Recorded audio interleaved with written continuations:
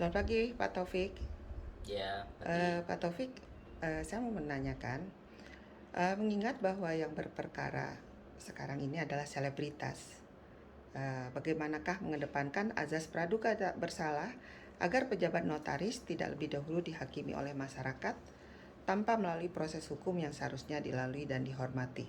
Bagaimana tanggapan Pak Taufik? Ya, Silakan. sebenarnya dalam hukum ini tidak melihat orangnya siapa ya. Apakah dia seorang selebritas atau seorang pejabat tinggi atau orang yang populer di masyarakat. Pada prinsipnya setiap orang itu sama di depan hukum.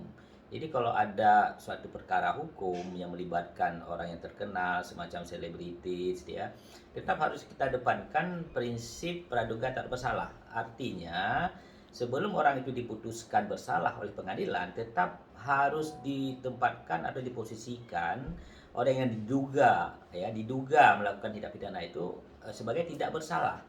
Ya, ini yang perlu mungkin jadi perhatian kita semua agar pada saat misalnya penyebutan nama nggak boleh langsung menyebut nama lengkap tapi menyebut inisial. Juga tidak boleh kita mengatakan bahwa dia itu sudah bersalah. Tetapi dalam hukum biasa digunakan kata-kata diduga.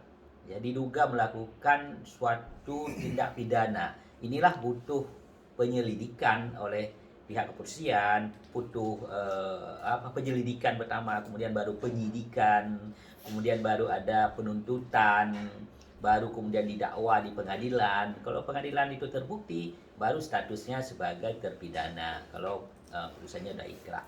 Ya, jadi harus dikedepankan praduga bersalah terhadap semua orang, tidak hanya karena kasus ini kasus orang-orang yang terkenal maka boleh kita langsung menjustifikasi bahwa orang itu sudah bersalah. Mungkin itu lebih kurang yang harus kita lakukan agar keadilan itu tidak hanya harus diberikan kepada korban, kepada yang diduga pelaku ini juga dia butuh keadilan, ya.